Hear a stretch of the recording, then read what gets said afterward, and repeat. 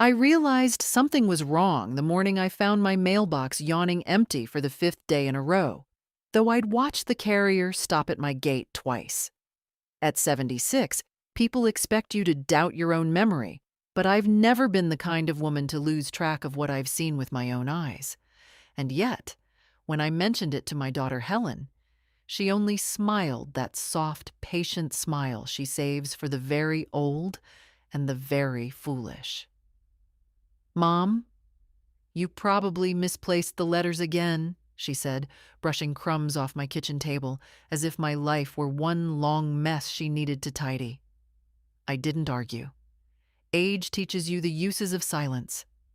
But inside, something shifted. A small, unmistakable click, like a lock turning. The house felt unusually still that afternoon, the sun lying in long, warm rectangles across the floorboards. I'd lived here for 42 years, long enough to know every creak in the hallway, every loose cabinet hinge, every fading patch of wallpaper. It's strange how a home can hold your memories more faithfully than your own family. Helen stopped really listening to me years ago, and her husband, Mark, never started. Still, I convinced myself they were busy, not unkind. Helen had the new habit of arriving unannounced to help. She'd drift through my rooms like an inspector, opening drawers, straightening stacks of envelopes, moving things a few inches left or right, as if order might save me from the march of time. Every time she left, something was missing or relocated, a little erasure of my autonomy disguised as care. And I let her, because I thought that was what mothers did, allowed their children the illusion of being in charge, even when they weren't needed. But the missing mail gnawed at me. Yesterday, Ms. Crawford from 2 houses down had waved at me, her arm full of grocery bags. "Margaret," she called, "your carrier left a bundle for you. Thick envelope. Legal looking." She'd said it offhandedly, not knowing her words landed like a pebble in a still pond, sending rings of dread through me. A legal envelope. I hadn't received anything of the sort. Today, after breakfast, I walked out to the mailbox again. Empty. Only a faint chemical smell from the winterized metal. A woman imagines things sometimes, but not this. Not when she's spent 7 decades paying attention to the patterns of her own life. Back inside, I brewed tea I barely tasted. Through the window, my garden drooped with the last of early autumn, brown leaves clinging to the hydrangeas like stubborn memories. I watched the wind shake them loose and wondered when I'd become someone whose daughter believed she could hide things right under her nose. By mid-afternoon, Helen called, her voice bright with that high-pitched cheer she uses when she's lying. "Just checking in, Mom. Did you get the medication reminder I left on your counter? You should set it somewhere visible." I almost laughed. I remember every pill I've taken since I was 62. But I only said, "No mail came today either." A pause. Barely a breath, but enough. "Well, the Postal Service is a mess," she replied too quickly. "Don't worry about it." Don't worry. The phrase people say when they want you quiet. After the call, I sat in my armchair and let the room settle around me. I felt old in my bones, but sharp in my mind. And that combination is dangerous for people who assume you're fading. It wasn't the missing letters themselves that troubled me. It was the sudden certainty that someone had decided they could manage my life better than I could. They thought the world was shrinking around me, that I would shrink with it. But I haven't spent 76 years learning how to stand on my own 2 feet just to be handled like a fragile thing now. That evening, as dusk laid its violet hands over the neighborhood, I looked out at the street where the mail truck had passed earlier.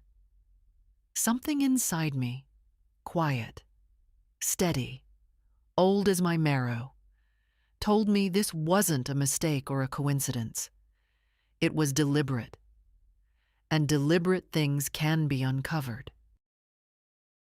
People like to say that aging happens gradually, but in my experience, it arrives in the form of small permissions you start giving others. First, you let them carry your groceries, even when your arms are perfectly capable. Then you allow them to speak on your behalf during doctor's appointments because it's easier that way. One day you wake up, and half your life has been quietly reassigned to someone else. I didn't notice the shift at first. It came softly, wrapped in the warm language of concern. Helen had always been the organized one, the daughter who color-coded her high school binders and made chore charts for her siblings, even when no one asked her to. I used to admire that steadiness in her. After her father died, I relied on it. But structure can become control when a person forgets the difference between helping and taking over. And somewhere along the years, my daughter stopped asking what I needed and began deciding it for me. Mark only made things worse. He works in property management and carries himself like a man who believes he has a patent on common sense.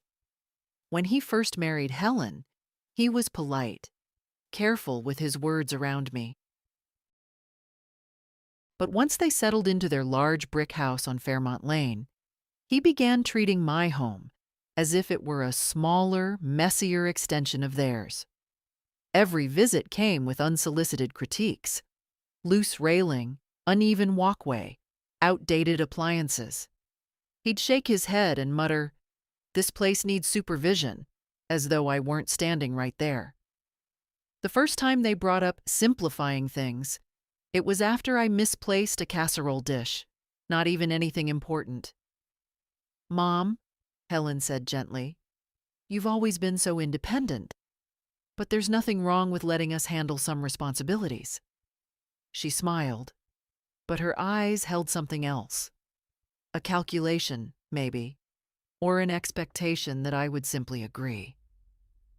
Mark nodded solemnly beside her, like a judge confirming her verdict. I remember feeling cornered, though the room was wide open.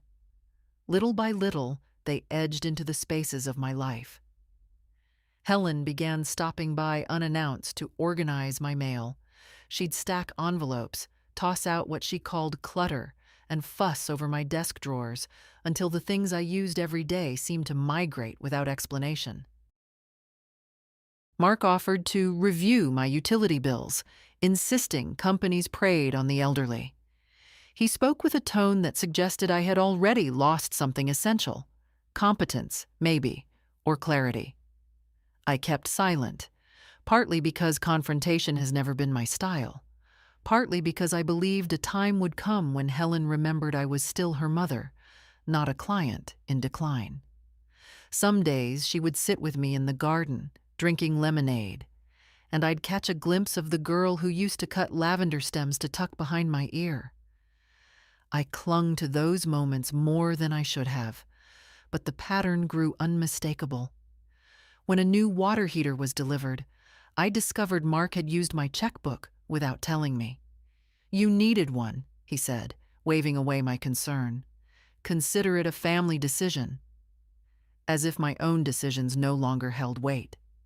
Another time, I found Helen in my linen closet, sorting towels into piles labeled "Keep" and "Donate."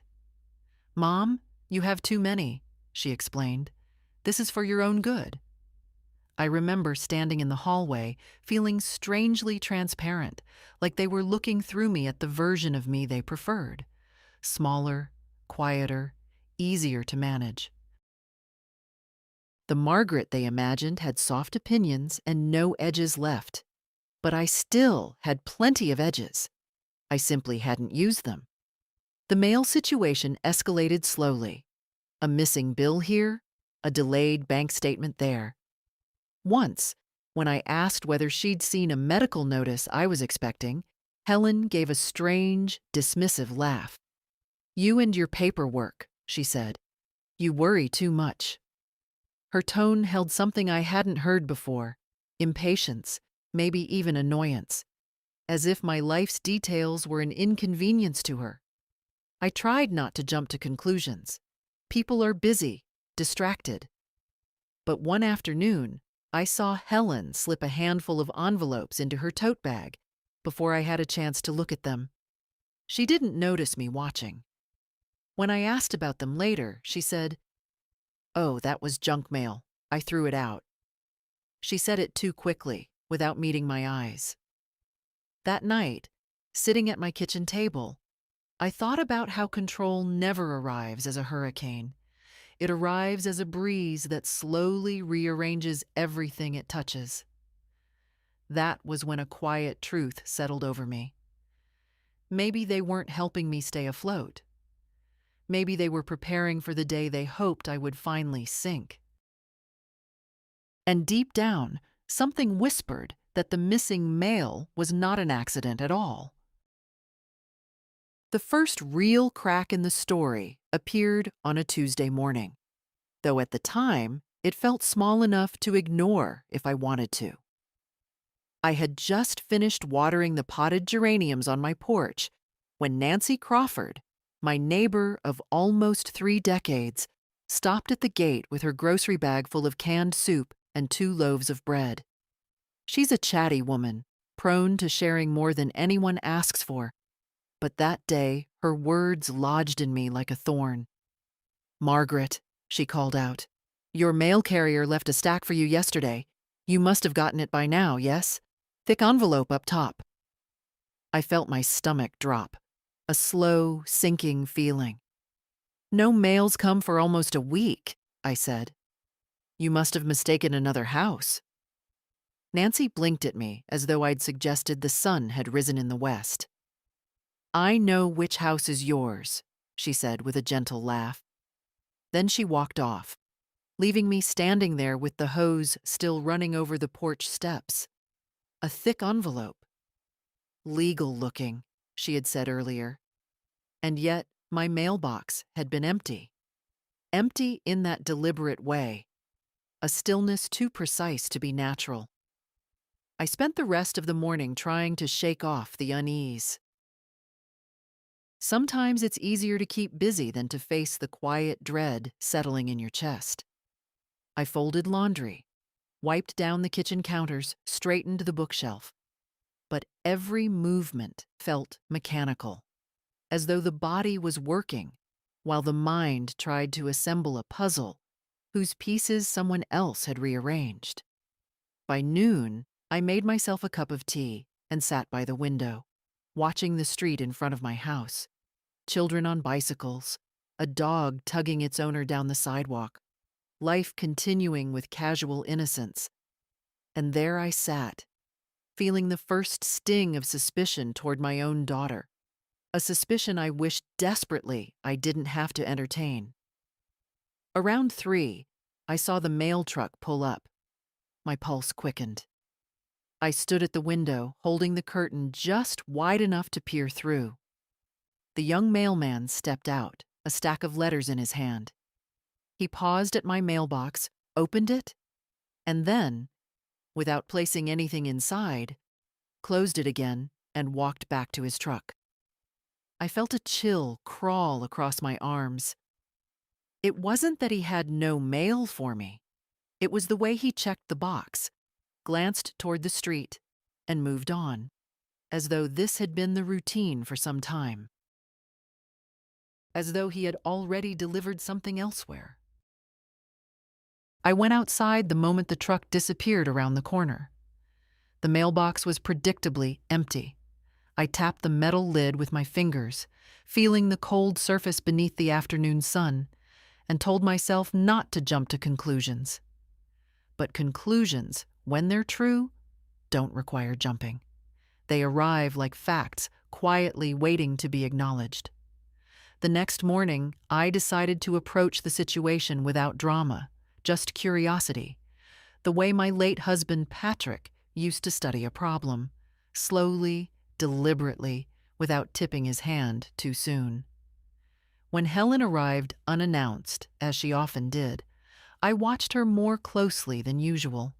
She moved through the house with her crisp efficiency, sorting laundry I never asked her to sort, rearranging the spice rack into alphabetical order, commenting on the dust on top of the refrigerator as if it personally offended her.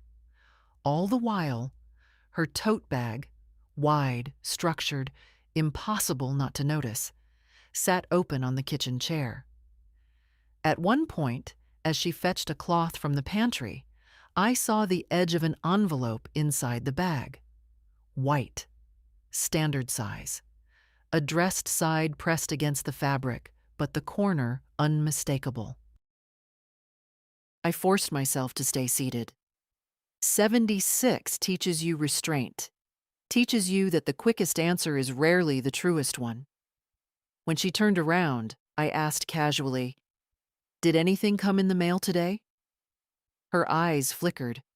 So small a movement I might have missed it if I hadn't been waiting for it. "Junk only," she said lightly. "Coupons. Nothing you need. Nothing you need." Such a small sentence, but it pressed against a tender part of me. When had someone else begun deciding what I needed? And why did the thought make my heart beat faster, the way it used to when someone stepped too close behind me in a dark room? Later, after she left, I checked the kitchen bin. No coupons, no torn envelopes, no evidence of mail at all. The tote bag, of course, had left with her. I sat down at the table and let the truth come, inch by inch, the way a winter storm creeps toward the window before you see the first snowflake. I wasn't forgetting. I wasn't imagining. Someone was taking my mail before it ever reached my hands. And the worst part wasn't the theft itself. It was realizing who believed she had the right to do it. The discovery happened on a day so ordinary it should have passed unnoticed. I was looking for a spare set of garden gloves in Helen's old bedroom, now mostly a storage space for things she borrowed from me and never returned, when I opened the top drawer of the oak dresser. I wasn't searching for anything, except perhaps a reminder of a time when my daughter lived here without resentment or hurry. Instead, what I found was a neat stack of envelopes, bound with a rubber band, tucked beneath a folded sweater. My name stared back at me. Margaret Doyle. My address written in the familiar printed font the county office uses. The rubber band snapped lightly when I pulled it off. 20, maybe 30 envelopes, all unopened. Some were utility statements, some medical notices, but several carried a different weight. Thick paper, official stamps, government seals, the kind of thing you don't ignore unless you're doing it on purpose. For a moment, I just stood there with the drawer still open, the dust motes drifting in the afternoon light like tiny witnesses. My first instinct was to sit down before my knees gave out. Instead, I remained perfectly still, letting the shock settle, not as panic, but as clarity. This wasn't a simple oversight. Helen had been collecting my mail, hiding it, curating what I was allowed to know. I carried the stack to the bed and began sorting through it one envelope at a time. I didn't rip them open in a flurry. I opened each with the slow, deliberate motion of someone performing an autopsy on her own trust. The first few envelopes were benign: water statements, a missed dental invoice, a reminder notice about a community meeting. But near the bottom, I felt the shift. The weight of the envelope was heavier, the ink slightly raised. I recognized the sender immediately: the county land office. My breathing tightened. I opened it carefully. Inside was a notice regarding an upcoming hearing about parcel boundary adjustments. My parcel. Apparently, a neighboring developer had filed preliminary claims disputing the lines behind my garden, claiming a portion of my land had been incorrectly recorded decades ago. The letter was dated 6 weeks earlier. Another envelope from the same office. Second notice. Failure to appear may result in forfeiture of claim. I read that line 3 times. Each time it struck harder. A third envelope. Final notice. My hands trembled, but not from age. Anger is a strange companion in old age, slow to ignite, but once lit, it burns with a steady, enduring flame. Helen had known. She had taken every notice. She had allowed the deadlines to creep past me like shadows across the floor, expecting I'd never see them. And the worst part was how utterly mundane the drawer looked now, as though nothing extraordinary had happened at all. I sat on the edge of the bed, the envelopes in my lap, and felt a quiet, immense sadness settle into my chest. Not heartbreak.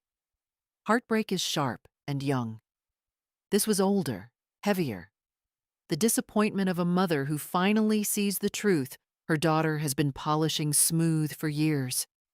It wasn't negligence. It wasn't confusion. It was a decision. I placed all the envelopes back into a neat pile and walked them downstairs to my kitchen table. My home felt different now, like the air had grown thinner, clearer, stripping away the comfort of ignorance I had unknowingly lived inside. I filled the kettle, but when I reached for the cups, I found my hands weren't steady enough to lift porcelain. So I leaned on the counter instead, breathing slowly until my pulse found its rhythm again. A person can forgive many things: lateness, thoughtlessness, even small betrayals. But to take control of someone's life by hiding the very documents that determine their future, that is a different kind of sin, a cold one. I laid the letters out in chronological order, tracing the pattern of my daughter's choices. She had intercepted them before I could see them. She had chosen silence over honesty. She had decided, perhaps with Mark whispering in her ear, that my home, my land, was something they could maneuver without me. And under the fluorescent kitchen light, with all those envelopes fanned before me, one realization settled into place with terrible precision. They weren't waiting for me to decline. They were helping the decline along. I stood there for a long while, letting the anger steady itself into purpose. If Helen believed I wouldn't fight back, then she knew far less about her mother than she thought. I didn't open the last envelope right away. It lay there on the table like a small, sleeping animal, harmless only as long as it stayed untouched. The house felt impossibly still around me, the late afternoon light pooling in golden shapes across the floor, soft and indifferent to what was happening in my kitchen. I'd lived a long life, long enough to know that some truths arrive slowly, like dawn, and others strike with the blunt force of a hammer. This one did a bit of both. Before I opened it, I forced myself to sit down. My knees weren't the problem. It was the weight of what I already suspected. There is a moment in every woman's life, usually later than early, when she realizes the people she once protected have grown capable of wounding her in ways no stranger ever could. I think that was the moment for me. The envelope was heavier than the others, thick with folded papers. Final notice, legal action pending, it read at the top. My vision didn't blur, my heart didn't race. Instead, a cold, lucid stillness took hold of me, as if some older, wiser part of me stepped forward to do the reading. The letter stated that due to failure to respond to the previous notices, the county would move forward with evaluating the disputed land in my absence. I could still contest, but only with immediate action. Attached was a long form outlining property lines, historical records, and a section for my signature. My consent, essentially, to participate in the process that was already moving ahead without me. A signature I was never meant to see, let alone provide. I placed the papers down carefully, aligning their edges so they formed a clean rectangle. It's strange, the instinct to impose order even when your life is beginning to tilt. Then I leaned back and stared at the opposite wall, at the framed photograph of Patrick on our 30th anniversary. His hand was on my shoulder in the picture, the same way he used to steady me in a crowd. I could almost hear his voice, quiet and steady. Look at the facts, Maggie. Don't jump to feelings before you see the whole board. The facts were simple enough. My mail had been intercepted. Important notices had been hidden. Deadlines had been allowed to pass. And the person who claimed to protect me had been the gatekeeper. I pressed my palms flat against the table. The wood was warm under my skin, warmed by years of sunlight and countless meals shared with people who once filled this house with noise. I remembered Helen as a child, sitting across from me, swinging her legs as she asked endless questions about everything. Why does bread rise? Why do people have to grow up? Why do some mothers cry when no one is watching? I never lied to her. Not once. And now she had lied to me in the most unforgiving way, by deciding I didn't need the truth. I don't know how long I sat there. Time moves differently when a person is dismantling her illusions. At some point, the light outside shifted into evening. The shadows grew sharper. The house, which had always comforted me, now felt like a witness to a crime. I gathered the envelopes and placed them into a neat pile on the counter. My hands were steadier now. Anger wasn't swirling anymore. It had settled into something weightier, something that felt like resolve. Maybe it comes with age, the ability to let the first storm pass before you decide what to do next. I thought about calling Helen. I imagined her voice, full of concern that wasn't concern at all. She'd tell me she was trying to protect me from stress. She'd say she was handling things. And Mark would stand behind her, arms folded, nodding like the god of self-importance he believes himself to be. I didn't want their explanations. Explanations were just words.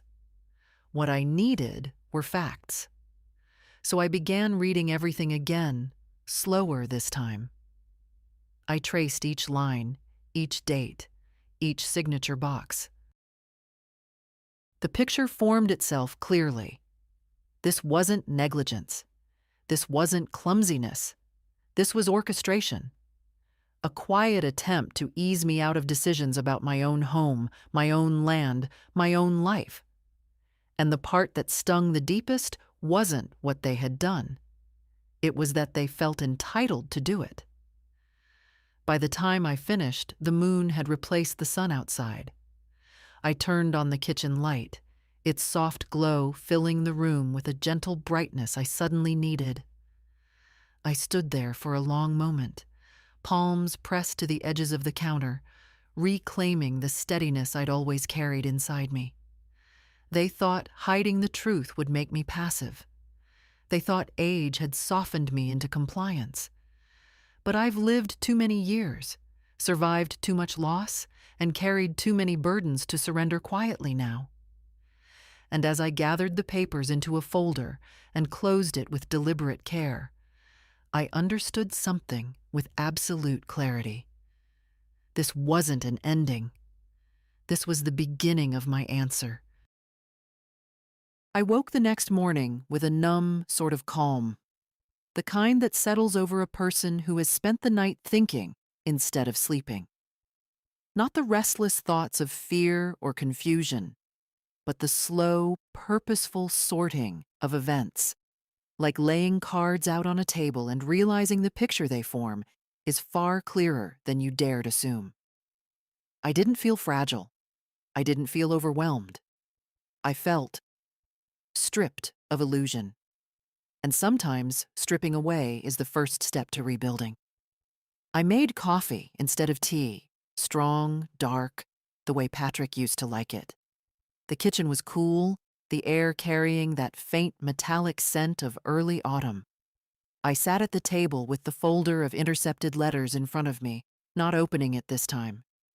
I didn't need to read the contents again. The problem wasn't the papers anymore. It was the people behind them. For years, I had excused Helen's behavior. She's just worried. She's overtired. She means well. Those were the lines I repeated, like a gentle refrain to soften sharper truths. I thought that if I stayed patient, she'd eventually remember that I wasn't helpless, that my life was still mine to live. But the stack of letters had removed every soft edge from that story. Worry doesn't hide legal notices. Concern doesn't intercept personal mail. Love doesn't prepare the ground for stripping someone of their voice. The more I sat there, the more I realized the quietest betrayal is the kind where a person convinces themselves they are right. Helen had crossed a boundary long before yesterday. I'd simply refused to see it. I took a slow sip of coffee, letting its bitterness sit on my tongue. There was no shaking in my hands anymore. In its place had come a steadiness I hadn't felt in years. The house felt different too, not threatening, not lonely, but waiting, like it understood what came next was mine to choose. Around mid-morning, I stepped out onto the porch. The sky was pale blue, the air cool against my skin. Mrs. Turner walked by with her terrier, waving cheerfully.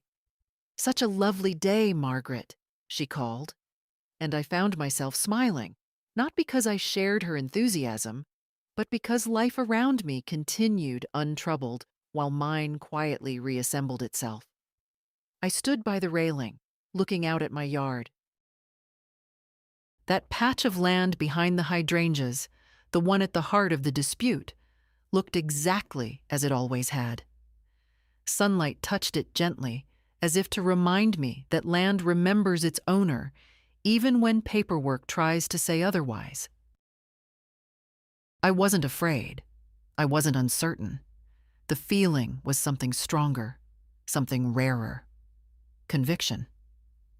Inside again, I gathered the letters and placed them in my large canvas bag. Then I sat for a long moment in the living room chair, letting the silence wrap around me. Helen and Mark may have thought age had dulled me, but they mistook quietness for softness, and softness for weakness. They forgot that a woman who has lived a full life knows how to survive with dignity even when wounded, and they forgot that I hadn't always been alone.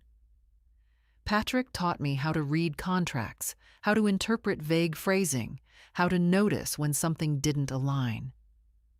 "Always assume you have more power than they want you to believe," he'd say, tapping a finger on the paperwork. The memory gave me a warmth I hadn't expected. It was time to act. Not in anger, not with shouting, but with clarity. There was no need for theatrics. The most powerful decisions are the ones made quietly, without an audience. I fetched my coat from the hallway, smoothing the sleeves the way I always do. Before stepping out, I paused and looked around the house. My house. Every wall, every chair, every small imperfection belonged to a life I'd built with my own hands. No daughter, no son-in-law, no county office had the right to take that from me. On my way out, I locked the door with deliberate care. The metal clicked solidly, a reassuring sound. I walked down the steps with a steadiness I hadn't felt in months. My feet knew the path to town by memory, but that morning felt different. Each step was a declaration. I am not done. I am not dismissed. I am not disappearing. At the end of the street, I paused and turned west, toward the center of town, where the postal office and county services stood waiting. I wasn't yet sure exactly whom I would speak to first, or how long the day would take. But I knew one thing with perfect clarity. Silence was no longer my ally. My voice, deliberate and calm, would do the work now. And anyone who believed age had quieted me was about to learn how wrong they were. The post office smelled the same way it always had: ink, dust, and something faintly metallic, like old filing cabinets and forgotten coins. I stood in line behind a young mother juggling a stroller and a stack of packages, listening to the soft hum of fluorescent lights overhead. It struck me how ordinary the place felt, considering that what I was about to do would change the shape of my life. But life is often altered in the most unremarkable rooms. When it was my turn, I stepped up to the counter where a clerk named Daniel, mid-30s, polite to a fault, looked up with a professional smile. "Good morning, Mrs. Doyle. What can I help you with today?" I'd been coming here for years, always mailing birthday cards or paying bills, never asking for anything more complicated than a book of stamps. But today, my voice felt steadier than usual. "I need to check whether someone has altered the delivery instructions for my address," I said. "I believe my mail has been redirected without my knowledge." The smile faltered, just slightly, but enough. "Your address, ma'am?" I gave it to him. He typed, his fingers quick on the keys. The screen reflected off his glasses, a soft blue glow. Then his eyebrows lifted in a way I didn't like. "Yes, there is a forwarding request on file," he said. "Forwarding request." The words hung there like smoke. My heart didn't sink. Instead, it settled into a slow, cold beat. "And who authorized it?" I asked quietly. He hesitated. "It lists a family member, a Helen Ward." Ward. My daughter's married name. Of course. "And when was this done?" I asked. He checked again. 3 months ago." 3 months. Long enough to intercept everything meaningful. Long enough to craft a narrative in which I supposedly forgot, misplaced, or misunderstood. I felt rather than heard my next breath. Daniel must have mistaken my silence for distress, because his voice softened. "Mrs. Doyle, we can reverse it immediately if it wasn't your intention." "It wasn't," I said. "Please cancel it." He clicked a few buttons. "Done. All your mail will return to your address starting tomorrow. Would you like to file a formal statement? It documents that the forwarding was unauthorized." "Yes," I said. "I believe that would be wise." While he printed the form, I stood perfectly still, hands folded in front of me. I wasn't trembling. I wasn't even angry in the way I expected. What I felt instead was a cold, deep recognition, like seeing footprints in the snow and knowing exactly who made them. Daniel slid the paper toward me. The form was simple, a few lines for explanation. I wrote slowly, carefully. "Forwarding request placed without my consent. Mail diverted without knowledge or authorization." My handwriting was steady, not a stroke out of place. Once I handed it back, Daniel looked genuinely sympathetic. "If there's anything else you need, Mrs. Doyle, please let us know." I nodded, thanked him, and left the post office. Outside, the autumn wind had picked up, sweeping the sidewalk with crisp leaves. I walked slowly, letting the truth settle. The day wasn't about anger or betrayal anymore. It had become something else. An inventory of facts. My daughter had taken possession of my mail. She had done so deliberately, systematically, and without hesitation.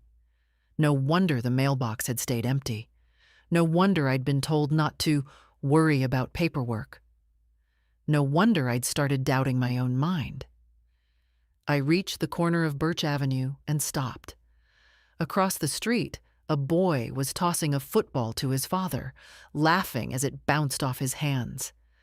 I watched them for a long moment, feeling something like nostalgia, but with sharper edges.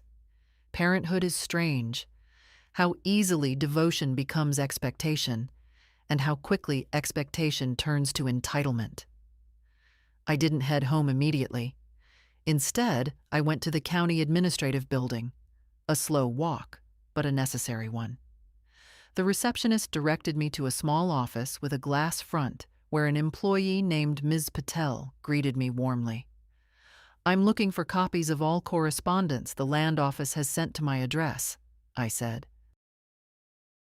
"I've recently learned I wasn't receiving them." She didn't ask intrusive questions. Instead, she pulled up my information, printed a stack of documents, and handed them over with a soft, "Take your time reviewing these." I sat on a wooden bench near the window, flipping through papers I should have seen months ago. Notices, deadlines, proposed adjustments, hearing dates long past. But now everything was mine to see, mine to understand, mine to act on. When I finished reading, I returned to Ms. Patel.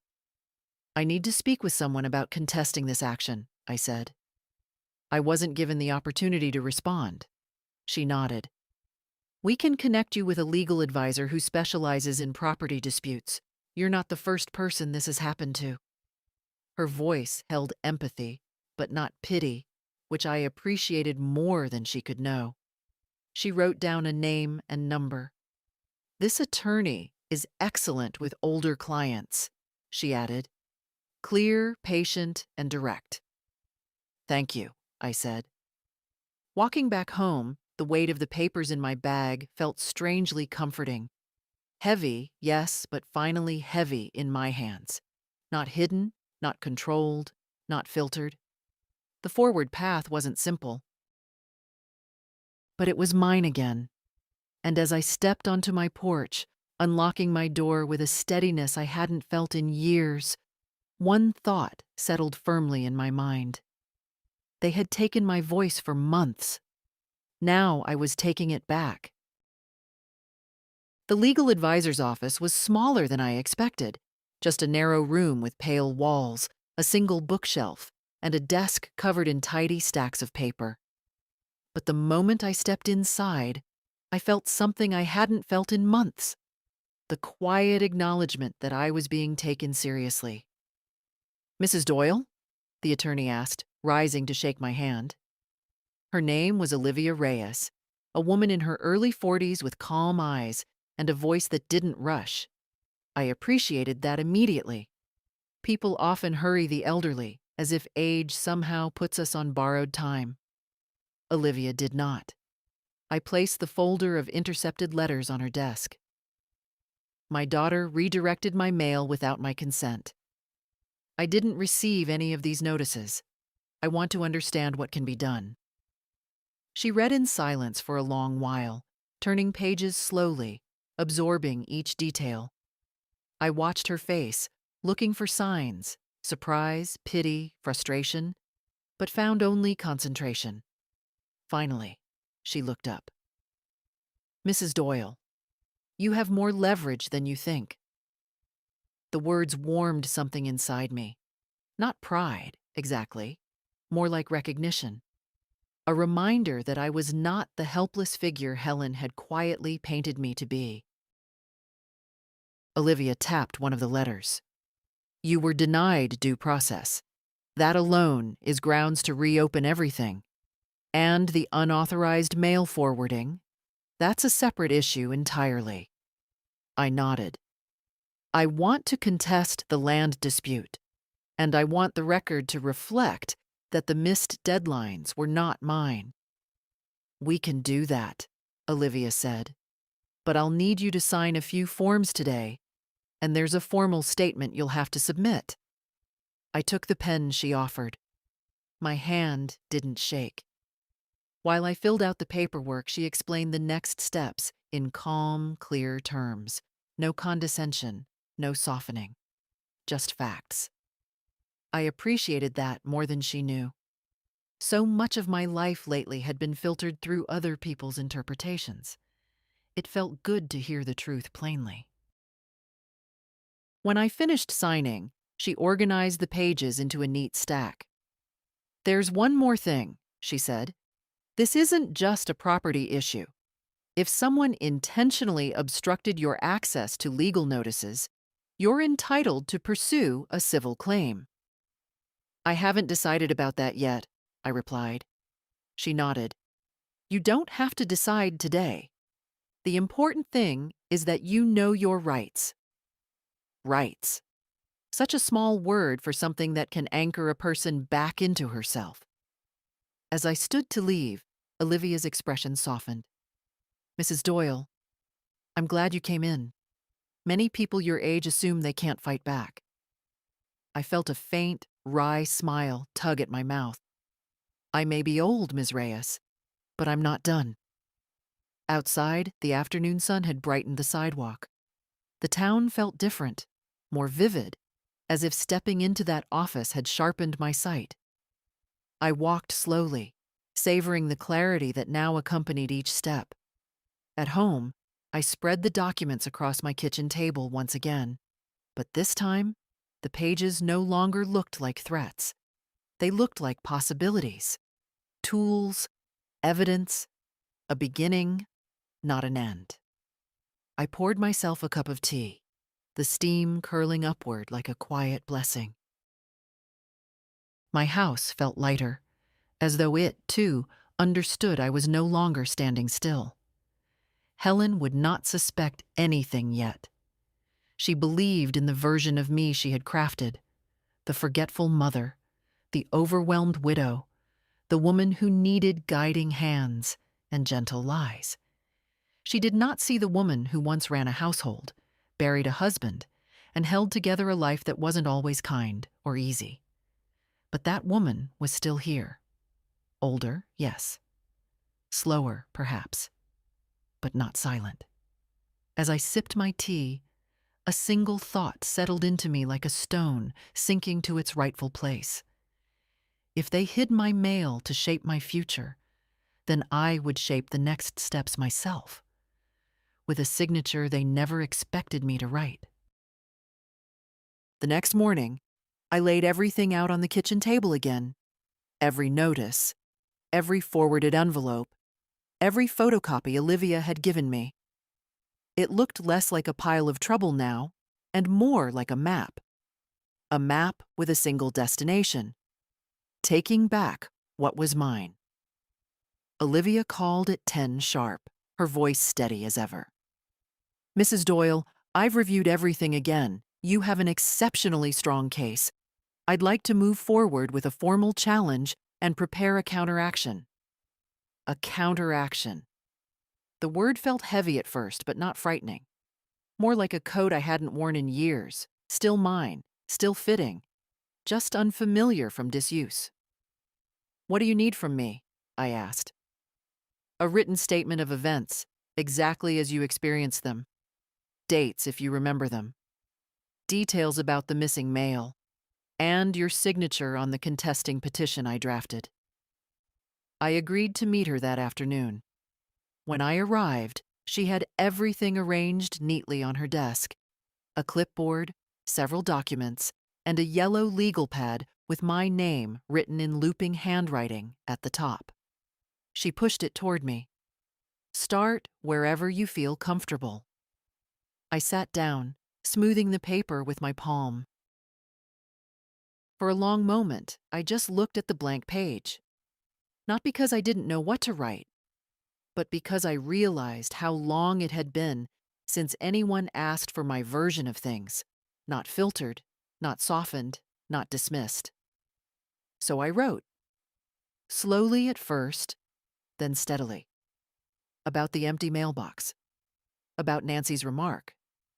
About Helen's tote bag. About the drawer with the rubber-banded envelopes. About the final notice, the one that made my fingers go cold. My handwriting grew tighter the longer I wrote, as if the pen were tracing not just events, but a pattern of control I had ignored for too long. When I finished, I slid the pad back to Olivia. "This is excellent," she said after reading it. "Clear, detailed, absolutely defensible." She handed me the petition next. "This will reopen the land dispute formally. Once we file, the county must treat the previous missed deadlines as invalid. After that, we can pursue recovery for interference, if you choose." I didn't hesitate this time. "File it." She smiled, an approving smile, not a sympathetic one. "I'll submit everything electronically today. The confirmation should arrive in a few hours." As I signed the petition, something inside me shifted. It wasn't anger. It wasn't exhaustion. It was a quiet return, a reclaiming of all the moments I had let Helen's voice be louder than mine.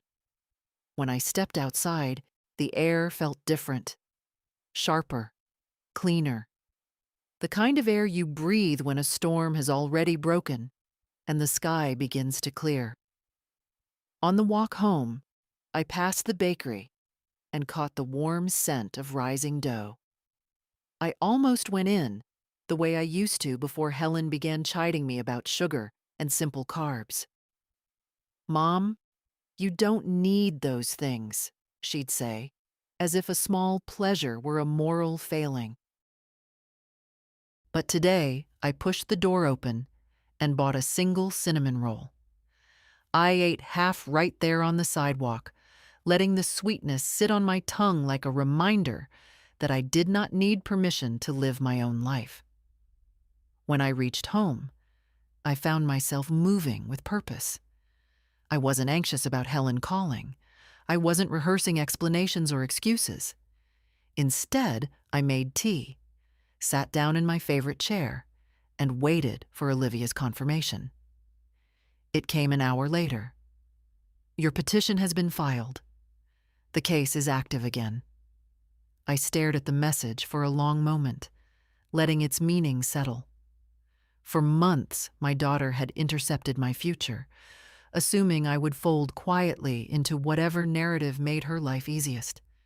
She thought age would make me passive, that confusion would make me grateful for her interference.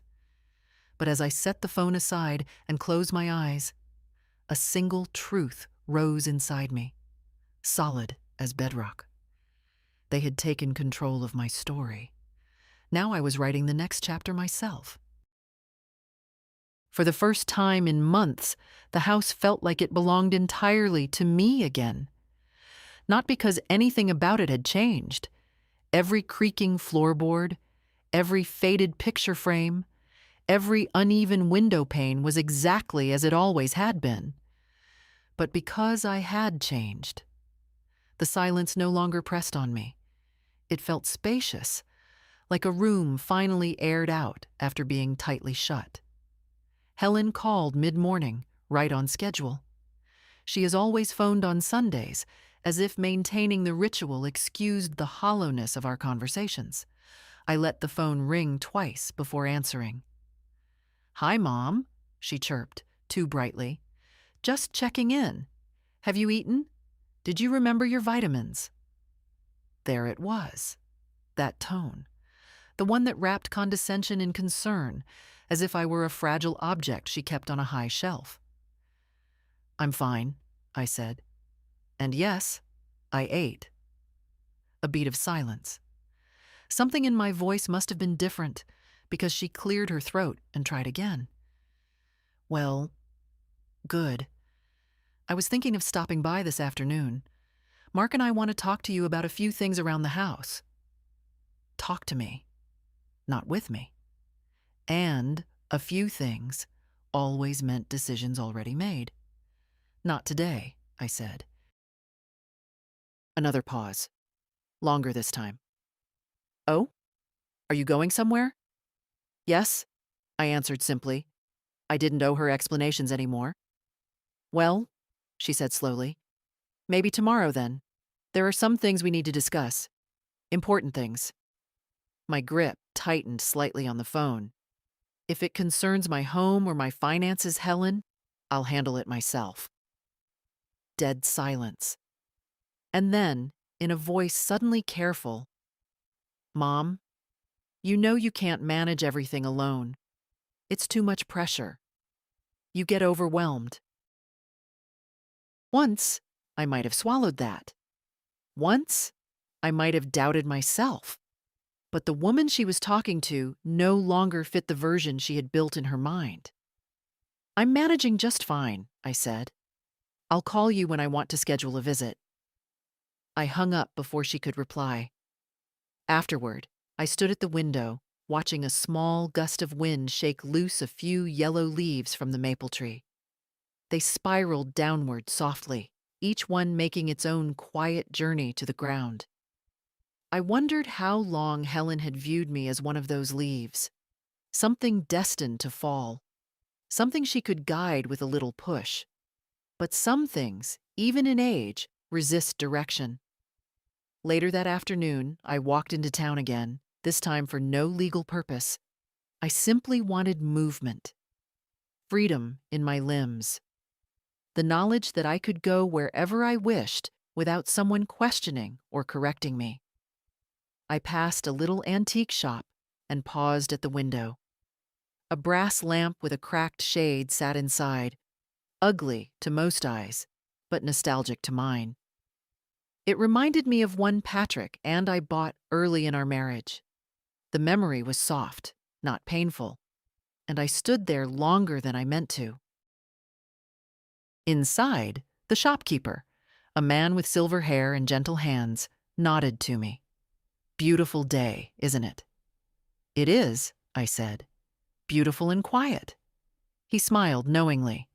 Quiet is underrated. I left without buying anything, but the exchange lingered. There is a dignity in being spoken to as an equal, not a burden. By evening, the town lights glowed warm against the dimming sky. I walked home slowly, savoring each block. Each step felt like reclaiming something: autonomy, breath, space. When I reached my porch, I saw the faint outline of Helen's car driving past the house, slowly, as though she expected me to be sitting inside, waiting. I didn't wave. I didn't step out. I simply unlocked my door and went inside. She would sense the shift soon enough. She already had, perhaps, but she didn't yet understand what had changed. It wasn't rebellion. It wasn't spite. It was awareness. And once a woman sees the truth clearly, she doesn't return to blindness. In the quiet of my living room, I turned on a lamp and let its warm glow fill the space. The house felt steady again. So did I. They had underestimated me for years. That mistake would cost them more than they realized. But for now, I allowed myself a long breath, a still moment, the calm before what I knew was coming. The part where my children discover that I am no longer the version of me they tried to create. The confirmation email from Olivia arrived early the next morning. I was in the kitchen preparing oatmeal, nothing fancy, just a little cinnamon and a few raisins, when my phone buzzed on the counter. I wiped my hands on a towel and glanced at the screen. Petition formally accepted. Service documents will be issued today. Service documents. The phrase felt weighty, almost ceremonial. These weren't letters to be tucked away in drawers or slipped quietly into someone's tote bag. These were official, undeniable, paperwork that demanded acknowledgement. I sat down at the table and read the rest of her message. At the bottom, she'd added, "If you prefer, I can have the summons delivered anonymously through the firm, but you mentioned wanting to sign one yourself. Let me know." I read that line twice, then a third time. They thought hiding my mail would keep me powerless, that I'd never raise my voice, never claim what was mine, never challenge the narrative they built so carefully around me, the fragile mother, the confused widow, the woman whose decisions required oversight and correction. But signing that document myself, I wanted that moment, not out of vengeance. But because reclaiming your voice is a kind of dignity, you don't surrender once you rediscover it. I replied simply, "Yes, please prepare one for my signature." The walk to Olivia's office later that afternoon felt different from my previous visits. The air had a sweetness to it, cool autumn air with a hint of wood smoke from somewhere down the street. People passed by me without hurrying, and for once I didn't shrink inward. I moved with purpose. Each step marked a small but certain reclaiming. Olivia greeted me with her usual calm professionalism, but I could tell she understood the significance of this step. She slid a packet across the desk, the top page stamped boldly with "Summons to appear. Ward Vif Doyle. Counteraction." My daughter's married name printed beside mine. I stared at the black letters, feeling a mix of sorrow and strength coil together inside my chest. "No one enjoys seeing their family's names in legal conflict," Olivia said gently. "But this is necessary. They impeded your rights." I nodded. "I know." She handed me a pen. "This page verifies that you, not the firm, authorized the service." My hand hovered for only a second before touching the paper. Odd how small the signature line looked compared to the weight of what it represented. When I signed, my signature came out clean, steady, unmistakably mine. Olivia watched quietly, not approving, not pitying, just present. The way one is when witnessing something that carries its own gravity. "I'll have the server deliver the documents by the end of day tomorrow," she said. "Your daughter and her husband won't be able to ignore or recast anything once this is in their hands." I exhaled slowly, letting that truth sink in. On the walk home, I found myself noticing details I hadn't truly seen in a long time.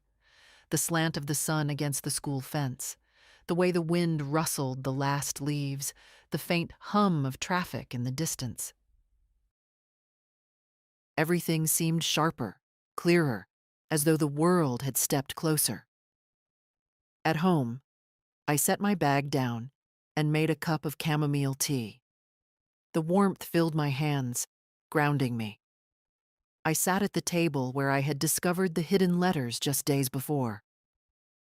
How quickly the tone of a house can change, how a place once filled with quiet dread can become a sanctuary again, simply because the truth no longer lives in shadows. I traced the rim of my mug with my finger and allowed myself one long breath.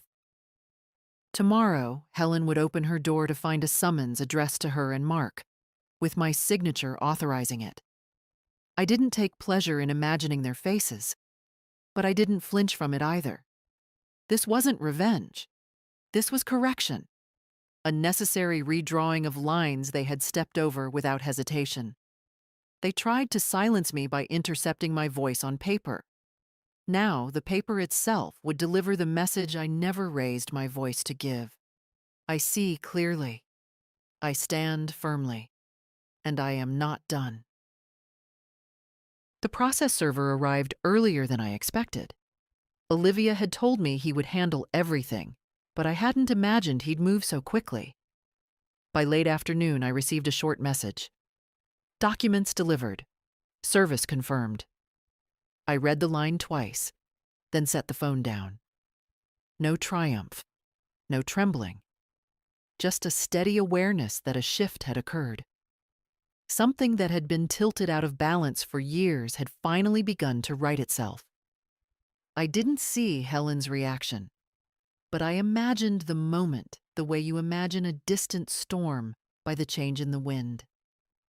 She would have opened the door expecting a package, perhaps a parcel she'd ordered for the house. Maybe Mark would have been behind her, correcting something she said, the way he always did. And then the server, A stranger in a plain jacket would hand her the envelope. Thick, official, her own name printed on it. And above it, mine, signed by me. I didn't need to witness her shock to feel its weight.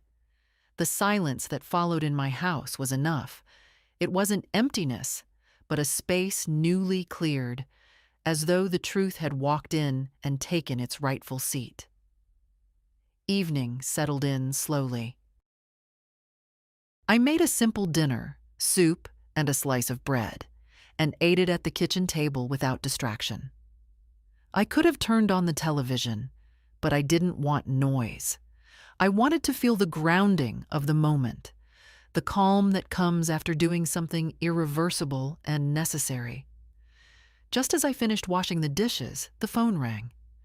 I knew the number, Helen's, but I didn't rush to answer. I dried my hands deliberately, folded the towel, and only then picked up the receiver. "Mom." Her voice was tight, clipped. "We need to talk." I didn't sit down. "About what, Helen?" "You know what?" she snapped, then caught herself, lowering her tone. "About the misunderstanding." Misunderstanding. A soft word stretched thin over hard choices. "There is no misunderstanding," I said. Another pause. Long, heavy. I could hear her breathing, the way she used to when she'd been caught doing something wrong as a child, searching for a version of the story that might save her. "Mom, why didn't you come to us?" she finally asked. "We could have helped you manage things." "You weren't managing things," I said quietly. "You were controlling them. That's not fair. It's accurate." Silence again. I could almost sense her glancing at Mark, seeking his reassurance, the same way she had grown accustomed to letting him shape her reactions. Then she spoke, softer now, almost pleading. "You didn't have to involve lawyers. You could have just asked us." I closed my eyes, not out of weariness, but to steady the truth before speaking it. "I did ask. Not with words, maybe. But every time I trusted you, every time I let you take something over, I was asking. And you answered by taking more." Her breath hitched. "You hid my mail, Helen." "I was trying to protect you," she said quickly, too quickly. "Mom, those notices were complicated. We didn't want you getting stressed or confused." Confused. There it was, the quiet cruelty beneath her sweetness. "I am 76, I said, "not helpless." She exhaled sharply, as if the line itself had cut her. "Can we come over tomorrow?" she asked finally. "You, me, and Mark. We should talk, without all this formality." "No," I said, not unkindly, but firmly. "We will talk, but not until I have finished what needs to be done. The process has already begun." She didn't hide the panic then. "Mom, please, this could ruin us." I felt a stillness rise in me, deep and level. "It won't ruin anything honest," I said. "Good night, Helen." I hung up gently, not dramatically. The house returned to silence, but it wasn't a lonely silence. It was a clean one, a truthful one. I walked into the living room and turned on a small lamp. Its warm glow settled across the floor like an exhale. Outside, the street was quiet. The kind of quiet that holds the promise of a new alignment. They had treated my voice as something small enough to hide in a drawer.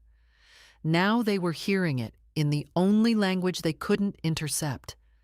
And somewhere in my chest, beneath the ache, beneath the history, beneath the years, something steady and certain whispered, "This is what it means to be seen again." Helen didn't come the next day, though she'd tried to insist on it during our phone call. Instead, she sent a flurry of texts, half concern, half reprimand, each one more frantic than the last. Mark sent none at all. I suspected he was pacing somewhere in their house, running numbers in his head, calculating outcomes he never imagined I'd force him to consider. By late afternoon, a car pulled into my driveway anyway. A familiar silver sedan. Helen stepped out, shoulders tense, her coat half buttoned. She didn't slam the door, but she shut it with the sharp decisiveness of someone already losing ground. I opened the door before she could knock. "Mom," she said, breathless, as though she'd run instead of driven. "We need to talk." "You may come in," I said. "You, not Mark." Her mouth tightened, but she walked inside. She looked around my living room as though it were a crime scene she needed to assess. Maybe in her eyes it was. The scene of a mother who dared reclaim her own life. She sat on the edge of the sofa, back straight, hands clasped too tightly in her lap. "Mom, why are you doing this?" she asked, the words trembling at the edges. I stayed standing. "Why did you hide my mail?" Her eyes flicked upward, then away. "I told you. We didn't want you overwhelmed." "That is not an answer." She swallowed hard. "I was trying to help you. You worry too much. You get confused by paperwork. And the land issue. Mom, it was complicated. Mark said the deadlines wouldn't matter if—" She stopped abruptly, realizing too late she'd revealed more than intended. "If what, Helen?" She pressed her lips together. Silence. A silence that said enough. "He said," she finally whispered, "that it might be better if the county handled the boundary on their own, that it would all get sorted without you needing to be dragged through it." "Dragged," I repeated quietly, "through my own legal rights." She flinched. I walked to the armchair across from her and sat, the space between us thick with the truth she could no longer reshape. "Helen, look at me." She raised her eyes slowly, like a child caught in a lie too big to reverse. "I am old," I said, "but I am not gone. I am not forgetting. And I am not to be managed like property you and Mark hope to inherit." Color rose in her cheeks, not from shame, but from the sudden collapse of the narrative she'd built. "That's not what we were doing. You intercepted my mail," I said softly. "You placed a forwarding order without my consent. You allowed legal deadlines to pass because they were inconvenient for you. What would you call that?" Her breath came in unsteady waves. We didn't think you'd understand everything. You didn't give me the chance." Her eyes filled then, quiet tears slipping down before she could hide them. But they weren't the cleansing sort. They were frustrated tears, cornered tears, the tears of someone seeing her control unravel. "I was scared," she whispered. "After Dad died, it felt like everything fell on me. And you, Mom, you seemed so alone. I thought if I just handled things, it would be easier for everyone. For you," I corrected gently. She shut her eyes. "And Mark?" I asked. She hesitated. "He said that if the land got reassessed, it might—" Her voice thinned. "It might simplify things in the long run." Simplify. Another soft word stretched over something sharp. For a long moment, we sat in heavy quiet. Not the peaceful sort from earlier days of motherhood, but the kind born from truths finally spoken aloud. "Helen," I said at last, "you may not have meant to hurt me, but hurt me you did, and now the consequences have begun. I will see this process through, every step." She wiped her cheek with the back of her hand. "You're choosing strangers over your own family."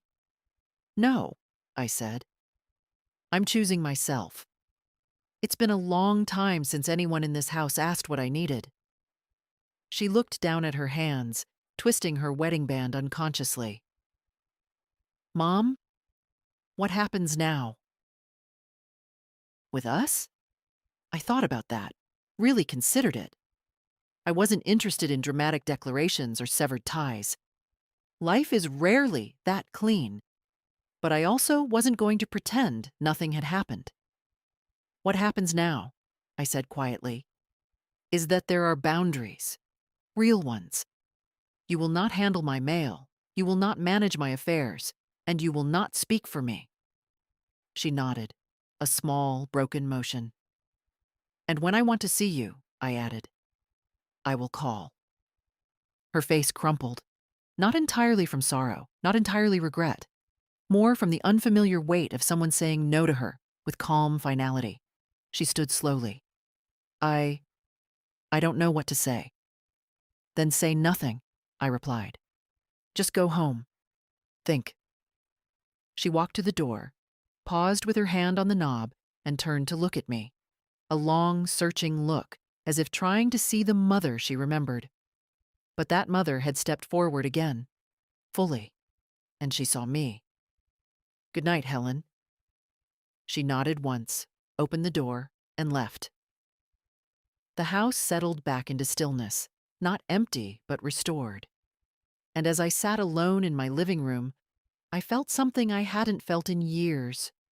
Not victory, not relief, but the steady return of my own authority, long overdue and finally alive again.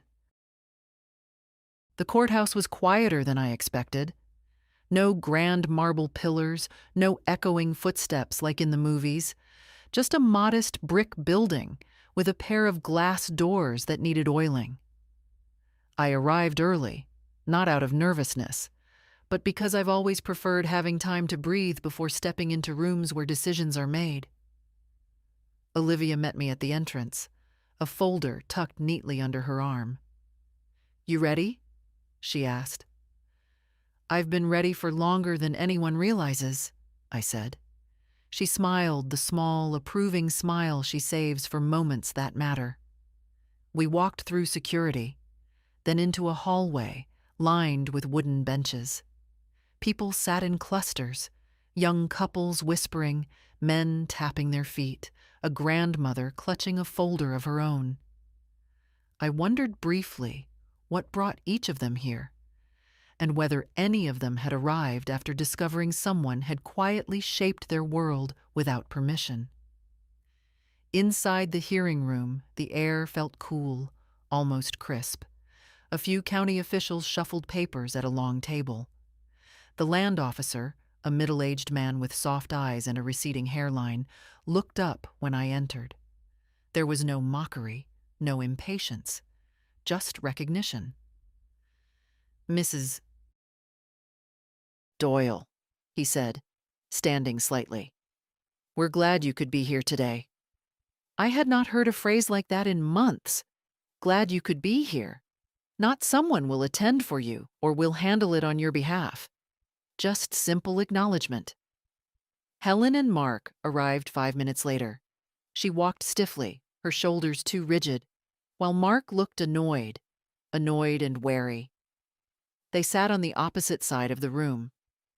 Helen didn't meet my eyes, though I felt her glancing at me, searching for some softness she hoped might still be there. But softness isn't the same as weakness. I still had plenty of the first. I'd simply retired the second. The hearing began with procedural introductions. Olivia spoke clearly, outlining how I had been denied rightful notice due to unauthorized mail forwarding. She presented the forms Daniel had signed, confirming the redirection wasn't mine. She showed the unopened envelopes, the original deadlines, the final notice I never saw. The county officer listened closely, nodding as she worked through each point. When Helen and Mark were asked to respond, Mark leaned forward first. There must be some misunderstanding, he said. We were helping her. She gets overwhelmed with paperwork. We were trying to prevent confusion. Helen stared at the table, her fingers twisting together. Olivia didn't interrupt. She waited for him to finish before placing another document on the table, my written statement. Mrs. Doyle is fully capable of understanding her affairs, she said. What she needed was transparency, not substitution. The land officer flipped through the pages. Yes, he murmured. It appears she was deprived of due process. My daughter's face tightened at that phrase. Something inside her broke.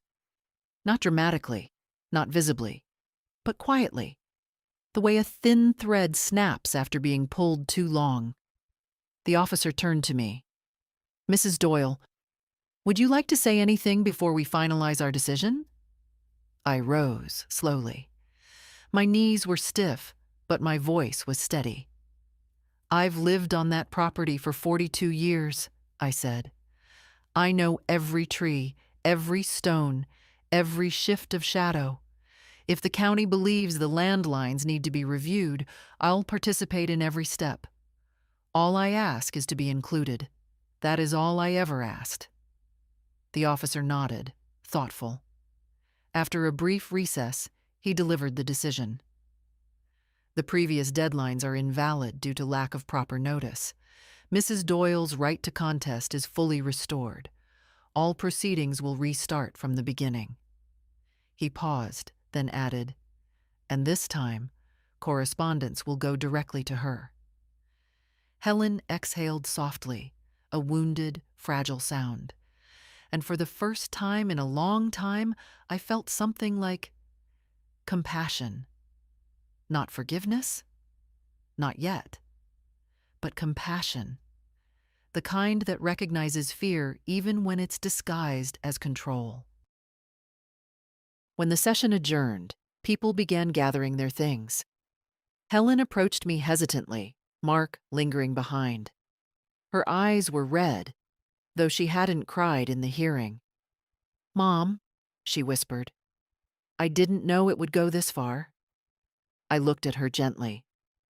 Neither did I, until it did. She nodded, swallowing hard. There were so many words she wanted to say, but none that could bridge the distance in that moment. "You should go home, Helen," I said quietly. "Think carefully about how we move forward from here." She squeezed her coat in her hands and finally walked away, Mark following her out the door. Olivia gathered her files, then turned to me. "That was a strong outcome," she said. "Everything is in your hands now." I stepped outside into the cool afternoon. The sun was low, stretching long golden lines across the courthouse steps. The air tasted clearer, crisp, honest. For the first time in years, I felt the ground beneath my feet belonged to me again. Not because I'd won, but because I'd been heard. In the days after the hearing, the house felt different. Not louder, not brighter, just steadier. As if the walls themselves had been holding their breath for months and were finally allowed to exhale. I moved through the rooms with a kind of unhurried assurance, touching the backs of chairs, straightening a picture frame, opening curtains I'd left half drawn. Nothing dramatic, just small acts of ownership returning to my hands. The county sent new correspondence, this time directly to me. Each envelope arrived crisp, untouched, bearing my name like a quiet affirmation. I opened them at the kitchen table with a mug of tea and a clarity I hadn't felt in years. There were new dates to consider, new forms to complete, new steps to take. But none of it frightened me. The paperwork wasn't the burden I once imagined. It was simply the language of being included. Helen didn't call for a few days. When she finally did, her voice was subdued, careful, as if she were approaching a wild animal that might bolt. We spoke gently, evenly. No accusations, no raised tones. Just two women, mother and daughter, standing on new, unfamiliar ground. "I want to make things right," she said. "I know," I replied, "but making things right begins with honesty and boundaries."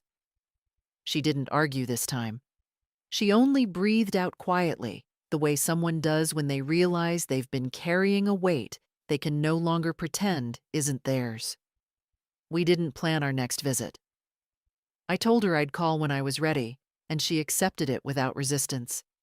It was the first time in years she treated my decisions as final rather than negotiable.